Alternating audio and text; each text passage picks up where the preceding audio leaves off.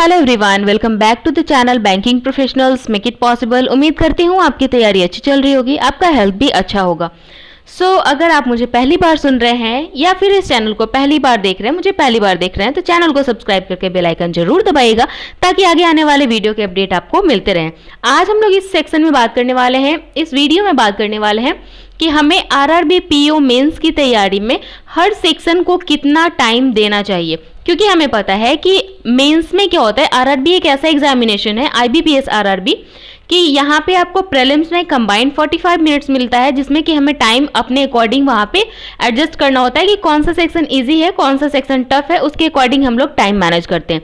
In the same way हमें RRB PO mains में भी या फिर आरआरबी क्लर्क मेंस में भी यही पैटर्न दिया जाता है कि आपको कंबाइंड 2 आवर्स मिलते हैं, जिसमें कि आपको ये डिसाइड करना होता है कि आखिर हर सेक्शन में कितना टाइम दे कि हमारा पेपर जो है वो अच्छा हो और मैक्सिमम अटेम्प्ट हम लोग कर सके विद एक्यूरेसी। तो यहाँ पे मेंस और कुछ नहीं है, प्रीलिम्स में सारा गेम जो है वो स्पीड का होता है and choice of the question, but mains होता है fully dependent on the choice of the question. आप कौन सा क्वेश्चन चूज करते हैं, क्योंकि 200 सवाल अगर आपको दिए गए हैं तो पूरे 200 सवाल आपको नहीं बनाने होते हैं। कुछ ऐसे सवाल इसमें होते हैं, मतलब 90 या 100 सवाल ऐसे होंगे जो कि आपको छोड़ने हैं। ठीक है, आप कम से कम 100 सवाल बना लो, आपका सिलेक्शन हो जाता है। ठीक है, 50% भी आपने कर लिया तो सिलेक्शन यहाँ पे चांसेस होते हैं कि अच्छा सिलेक्शन आपका हो जाएगा। अब सवाल आता है कि हम लोग सेक्शनल टाइम कितना अलॉट करें, क्वांट्स को कितना टाइम दें, रीजनिंग को कितना टाइम दें, क्वांट्स को ज़्यादा दें या रीजनिंग को ज़्यादा दें, कंप्यूटर को कितना टाइमिंग दें, इंग्लिश करें या हिंदी करें, जीए में सेफ अटेम्प्ट कितना होता है, ये सब कुछ हम लोग यहाँ पे डिस्कस करने वाले हैं। उम्मीद करती हूँ वीडियो को अंत तक देखिएगा और पूरा एक एक पॉइंट जो भी यहाँ पे मैंने आपको बताया है, इन सब का एनालिसिस मैं यहाँ पे आपको दूंगी और उसको आप मॉक टेस्ट में एक बार अपने मॉक टेस्ट में इस हैबिट को इम्प्लीमेंट करके देखिए। आई बिलीव कि आपको जरूर हेल्प मिलेगा इससे। तो चलिए देखते हैं मैंने किस तरीके से किया था। मैंने जो टाइम अलॉटमेंट दिया था वो आपके साथ शेयर करती हूँ। पहला सब्जेक्ट हम लोग देख लेते हैं कि आखिर मेंस में सब्जेक्ट कौन कौन सा होता है। ये पीओ हो, आरआरबी का या क्लर्क हो, दोनों में सब्जेक्ट जो है सेम है, रीजनिंग, कंप्यूटर, हिंदी, इंग्लिश, जीए और क्वांट्स, ये सारे सब्जेक्ट हैं। अब यहाँ पे आता है कि नंबर ऑफ क्वेश्चन कितने दिए होते हैं। नंबर ऑफ क्वेश्चन यहाँ पे आपको 40 मिलेंगे। हर सवाल के लिए आपको 1.25 मार्क्स मिलेगा पॉजिटिव। अगर आपका गलत हो गया है 1/4 नंबर कट जाता है, मतलब 0.25 मार्क्स आपका रिड्यूस हो जाता है। 1 नंबर का रहा तब, और इसका 1/4 मतलब 1/4 आपका निगेटिव होता है। ठीक है, 1.25 है तो इसका 1/4 निकाल लीजिए। कंप्यूटर में क्या होता है, आपको 40 सवाल दिए होते हैं लेकिन आपका स्कोर जो होता है 0.5 मार्क्स मिलता है हर सवाल के लिए। हिंदी या इंग्लिश, ये आप पे डिपेंड करता है कि आप हिंदी ऑप्ट करने वाले हैं या इंग्लिश ऑप्ट करने वाला है। ये दोनों में से कोई एक लैंग्वेज आप वहाँ पे एग्जामिनेशन हॉल में डिसाइड कर सकते हैं कि कौन सा सेक्शन जो है, कौन सा सेक्शन आपको वहाँ पे देना है, हिंदी देना है या इंग्लिश देना है। तो इसका डिसीजन आप वहाँ भी ले सकते हैं पेपर का लेवल देख के। बट अगर मेरी सजेशन आप लेना चाहेंगे तो वो मैं आपको बताऊंगी वीडियो में कि हिंदी ऑप्ट करना चाहिए या इंग्लिश ऑप्ट करना चाहिए, तो बने रहिएगा। इसका भी 40 सवाल आपको दिया जाता है, 1 नंबर हर सवाल के लिए आपको दिए जाएंगे। जीए भी 40 सवाल मिलेगा 1 नंबर के लिए, और क्वांट्स 40 सवाल मिलेगा 1.25 मार्क्स के लिए। दैट मीन्स कि रीजनिंग और क्वांट्स का जो वेटेज है वो ज़्यादा है यहाँ पे, और दोनों का वेटेज जो है वो इक्वल है। ठीक है, अब आते हैं सेक्शनल टाइम अलॉटमेंट पे। हमें कितना मिलता है यहाँ पे 2 आवर्स, दैट मीन्स 120 मिनट्स। हमें क्या करना होता है, जैसे पेपर जैसे ही स्टार्ट होता है, मैंने क्या किया था, मैंने मॉक में भी यही किया था और एग्जामिनेशन में भी मैंने सेम वे में इम्प्लीमेंटेशन किया था। मैंने सबसे पहले कंप्यूटर को निकाला, कंप्यूटर सेक्शन पे जंप किया। 5 से 10 मिनट के अंदर मुझे वहाँ पे 8 मिनट लगे थे करने में। स्कोर मैंने आपको शेयर किया हुआ है पहले ही मेंस का, तो आप वहाँ पे जाके देख सकते हैं, लिंक मैं डिस्क्रिप्शन में दे दूंगी, या तो फिर आप चैनल पे भी विजिट करके देख सकते हैं मेरा स्कोर कार्ड। यहाँ पे मैंने 8 मिनट लगाया था और उसके बाद मैंने कंप्यूटर का जो भी क्वेश्चन, मुझे यहाँ पे क्या है कि आप 100% एक्यूरेसी मेंटेन कीजिए। गड़बड़ हो तो कम से कम आप 90% जरूर कीजिए। ठीक है, ये एक्यूरेसी आपकी होनी चाहिए। जीए में भी कोशिश कीजिए कि 90+% आपकी एक्यूरेसी रहे, नीचे ना आए, निगेटिव से बचिएगा। ठीक है, फिर मैंने कंप्यूटर कंप्लीट किया, उसके बाद मैंने जीए कंप्लीट किया। ठीक है, यहाँ पे भी मैंने 10 मिनट लगाए थे, लगभग 10 या 12 मिनट मैंने यहाँ पे लगाए थे। तो यहाँ पे मान लेते हैं कि मैंने 12 मिनट भी लगाया, तो टाइम आप देख लीजिए कि मैक्सिमम यहाँ पे आप 10 मिनट और 10 मिनट यहाँ पे दे रहे हैं, तो 20 मिनट। तो मुझे यहाँ पे 8 मिनट लगा और यहाँ पे मैंने 12 मिनट लगाए, 20 मिनट मेरा दोनों कंबाइंड अभी भी सही चल रहा था। ठीक है, फिर मैंने रीजनिंग को स्विच किया, रीजनिंग पे मैं आई। रीजनिंग सेक्शन इजी था, क्वांट से कंपैरिजन किया जाए तो रीजनिंग ज़्यादा इजी था। तो रीजनिंग में मैंने 30 मिनट्स लगाए। फिर मैं हिंदी पे आई। ठीक है, पहले मैं हिंदी और इंग्लिश दोनों का क्वेश्चन देखा, मुझे लगा कि हिंदी इजी है, मुझे हिंदी यहाँ पे सेलेक्ट करना चाहिए। ठीक है, हिंदी मीडियम से हूँ मैं, तो कॉन्फिडेंस भी था कि यस हिंदी अच्छा है, मैं कर सकती हूँ। ये यहाँ पे मैंने गड़बड़ी कर दी थी कि बहुत ज़्यादा निगेटिव यहाँ पे हो गया मेरा हिंदी, और ये बहुत बड़ा रीज़न रहा मेरा मेरिट लिस्ट तक नहीं जाने का। उसके लिए मैंने पूरा एक्सप्लेनेशन दिया हुआ है, आप स्कोर वाले वीडियो को देख सकते हैं, जहाँ पे मैंने बताया है कि मैंने कौन कौन से पॉइंट पे मिस किया और कौन कौन से जगह पे मैंने मिस्टेक्स किए, जो कि आप मत कीजिएगा। ठीक है, यहाँ पे हिंदी और इंग्लिश में इन दोनों में से कोई भी सेक्शन आप ऑप्ट कर रहे हैं, आप 25 मिनट कम से कम यहाँ पे दीजिए। ठीक है, 25 मिनट में आपका जो भी क्वेश्चन आता है वो विथ 100% एक्यूरेसी करने की कोशिश कीजिए, बट स्टिल 100% ना हो तो 90+ तो जरूर मेंटेन करने का कोशिश कीजिए।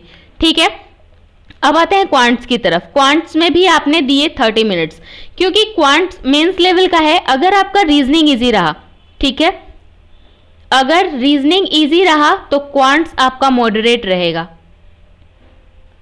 अगर आपका रीजनिंग मॉडरेट रहा तो क्वांट्स आपका इजी रहेगा। मतलब ये दोनों का वेटेज जो है आप देख सकते हैं सेम है, तो कोई एक इजी रहा तो दूसरा ऑब्वियसली यहाँ पे मॉडरेट रहेगा। दोनों इजी कभी नहीं होगा या दोनों मॉडरेट कभी नहीं होगा, इजी मॉडरेट और इजी मॉडरेट का कॉम्बिनेशन यहाँ पे बनता है। ठीक है, अब देखते हैं कि 30 मिनट्स हमने यहाँ लगा दिए, 30 मिनट्स यहाँ लगा लिए, 1 आवर निकल गए हमारे। अब यहाँ पे मैंने 10 मिनट यहाँ लगाया और 10 मिनट यहाँ लगाया, 20 मिनट और 20 मिनट यहाँ पे लगाया, तो 45 मिनट हो गया। 1 घंटे 45 मिनट हमारे निकल चुके हैं। ठीक है, हमारे पास टाइमिंग कितना बचा हुआ है अभी, 15 मिनट्स। अब इस 15 मिनट्स का क्या करना है, ये most most most important decision होता है at that time while you are doing your question of mains level in the examination hall. जब आप एग्जामिनेशन हॉल में 2 घंटे को यूटिलाइज करते हैं, सिर्फ और सिर्फ वही बताता है कि आपका रिजल्ट क्या होना है। क्योंकि मॉक में हो सकता है आप खेल खेल में ये कोशिश कर रहे हो, एक्सपेरिमेंट कर रहे हो कि कौन से सेक्शन को ज़्यादा टाइम देके देखते हैं, इस बार ना क्वांट्स को ज़्यादा टाइम देके देखते हैं, इस बार ना रीजनिंग को ज़्यादा टाइम देके देखते हैं। नहीं, आप 1 से 2 मॉक, मैक्सिमम 5 मॉक, ठीक है, मैक्सिमम 5 मॉक में आप क्या कीजिए, आप वहाँ पे एक्सपेरिमेंट करके देख सकते हैं कि कौन सा सेक्शन मुझे, मतलब ऐसे ही एक्सपेरिमेंट करके देखिए कि कोई भी रैंडम सेक्शन उठा के किया, किसी में कुछ टाइम दिया, किसी में कुछ टाइम दिया, और उसके बाद आप स्ट्रैटेजी के साथ कि मुझे इस सेक्शन को इतना ही टाइम देना है, इस सेक्शन को इतना ही टाइम देना है, उसके अकॉर्डिंग करके देखिए, आपको डिफरेंस समझ में आ जाएगा।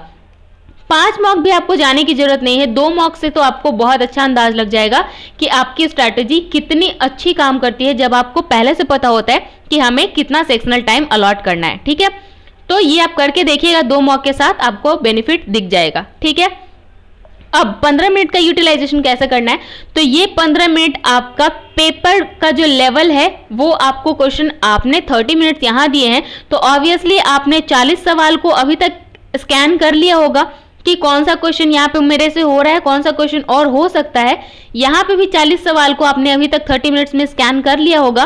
क्योंकि यहाँ पे सेक्शनल कट ऑफ है, तो सेक्शनल कट ऑफ क्वालिफाई करने के लिए हर एक सेक्शन को आपको टाइम बांटना होगा। ठीक है, अब यहाँ पे हमने क्या किया कि 30 मिनट्स के अंदर मैंने 28 सवाल अगर कर लिए, तो यहाँ तो सेक्शनल निकल जाना है। ठीक है, अब यहाँ 30 मिनट्स में हमने जो सवाल किए, यहाँ पे अभी तक इतना टफ कैलकुलेशन अगर दिया हुआ है तो हमने सिर्फ 15 सवाल किया। अब लग रहा है कि 15 मिनट अगर हम लोग यहाँ लगाते हैं, क्वांट सेक्शन में अगर 15 मिनट लगा देते हैं तो 5 से 6 सवाल बनेगा। ठीक है, अगर हम लोग रीजनिंग में 15 मिनट लगा देते हैं तो मुझे लगता है कि यहाँ पे कम से कम 10 सवाल बन जाएंगे। तो which one will be the beneficial for us? Definitely ये वाला ज़्यादा बेनिफिशियल होगा, क्योंकि 15 नंबर अगर हमने 15 सवाल यहाँ पे कर लिए हैं तो 15 गुने 1.25 कर लीजिए, सेक्शनल कट ऑफ तो आपका यहाँ से क्वालिफाई हो जाना है। बट ओवरऑल कट ऑफ में कोई भी एक ऐसा सेक्शन जो कि आपका बहुत स्ट्रांग है, वो आपको बहुत अच्छा हेल्प करता है आपके मेंस को क्वालिफिकेशन में।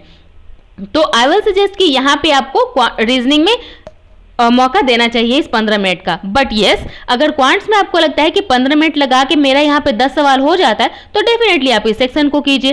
तो ये 15 मिनट जो है, ये 15 मिनट आपका डिसीजन उस टाइम पे होता है कि पेपर का जो लेवल है वो कैसा दिया गया है। ठीक है, तो ये था टोटल एनालिसिस कि आपको किस तरीके से टाइम अलॉट करना चाहिए। कंप्यूटर बहुत ज़्यादा टफ नहीं होता है, तो 10 मिनट में आप 40 सवाल कर सकते हैं। आप मॉक टेस्ट लगा के देखिएगा तो आपको समझ में आ जाएगा। ये कोई यहाँ पे आरसी तो है नहीं कि आपको पढ़ना है, ना रीजनिंग है कि आपको एनालिसिस करना है। यहाँ पे कंक्लूजन और स्टेटमेंट दे रखा है। क्वांट्स नहीं है कि कैलकुलेशन करना है, सीधा कंप्यूटर है। आपने बेसिक किया हुआ है, क्विज लगाया हुआ है, मॉक टेस्ट में किया हुआ है, तो सिर्फ आपको आंसर मार्क करना है। जीए भी वैसा ही सेक्शन है, क्वेश्चन देखा, आंसर पता है, मार्क किया, नहीं तो आगे बढ़े। ये सबसे खतरनाक चीज होता है। इसमें अगर आपने बैलेंस बना लिया एक्यूरेसी का, then you are going to nail it. Because कि यहाँ पे हमें लगता है कि यार ये भी आता है, वो भी आता है, ये ऑप्शन भी सही लग रहा है, वो ऑप्शन भी सही लग रहा है, और ज्यादा समय जीए में दिया तो भाई साहब ये ले डूबेगा। तुक्केबाजी एकदम नहीं करनी है, तुक्केबाजी से बचना है। तुक्केबाजी आपको नहीं करनी है। जितना तुक्केबाजी से दूर रहिएगा उतना सिलेक्शन के करीब रहिएगा। अब हिंदी और इंग्लिश में कौन सा सेलेक्ट करें, इसकी बात मैंने कही थी। तो अगर आपका इंग्लिश एवरेज है, अगर इंग्लिश आपका एवरेज है, जस्ट अ मिनट, अगर इंग्लिश आपका एवरेज है तो आई विल सजेस्ट कि इंग्लिश के साथ जाइए। अगर इंग्लिश में आपकी 70% भी एक्यूरेसी है, देन आई विल सजेस्ट कि you must opt for your English section, क्योंकि आरआरबी का लेवल है। आपको एसबीआई क्लर्क का जो मेंस होता है, एसबीआई क्लर्क मेंस, उससे ज्यादा टफ नहीं देगा ये। तो अगर आप एसबीआई क्लर्क मेंस की भी तैयारी कर रहे हैं तो आई विल सजेस्ट कि इंग्लिश के साथ जाइए। The biggest mistake of my examination in the 2020 of this particular exam in mains was opting Hindi. Hindi opt करके मैंने बहुत बड़ी गलती की थी, क्योंकि यहाँ पे हमें इंग्लिश ग्रामर तो एक बार याद हो जाता है, हिंदी के रूल्स बहुत बहुत बहुत स्ट्रांग होते हैं। अगर आपसे कोई भी, या फिर ये यूनिवर्सल ट्रूथ भी है कि इंग्लिश से ज़्यादा टफ है हिंदी, ठीक है, और हिंदी से भी ज़्यादा टफ है संस्कृत।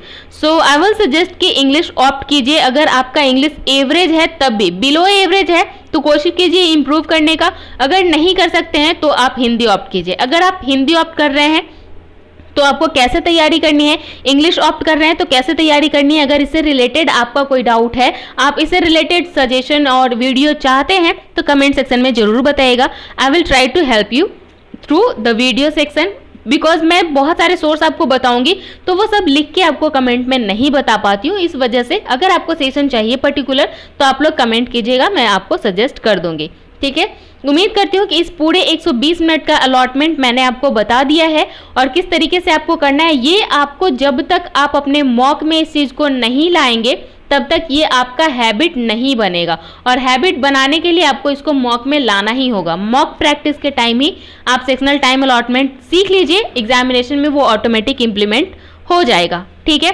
उम्मीद करती हूँ ये कैसे करना है आपको, ये मैंने आपको बता दिया होगा पूरा। अगर वीडियो हेल्पफुल लगा हो तो लाइक जरूर कीजिएगा, दोस्तों के साथ शेयर भी कीजिए ताकि उन्हें भी हेल्प मिल सके। कोई डाउट रह गया है तो 1 से 24 घंटे के अंदर आपको रिप्लाई मिल जाता है। कमेंट सेक्शन खुला है, आप वहाँ पे कमेंट कर सकते हैं। बट प्लीज एक रिक्वेस्ट है कि जेन्युइन डाउट ही पोस्ट किया कीजिए ताकि आपका कीमती वक्त भी ना बर्बाद हो और मैं भी आपके लिए अगला सेशन तैयार कर सकूं। सो एक छोटी सी रिक्वेस्ट और कि अगर आप भूल गए थे कि चैनल को सब्सक्राइब करना होता है अगले वीडियोस के लिए, तो चैनल को सब्सक्राइब करके बेल आइकन जरूर दबाइएगा ताकि आगे आने वाले वीडियो के अपडेट्स आपको मिलते रहें। मिलेंगे अगले सेशन में इस उम्मीद के साथ कि आप अपनी तैयारी जम के कर रहे होंगे और अपने हेल्थ का ख्याल रख रहे होंगे। See you soon, have a nice day, bye.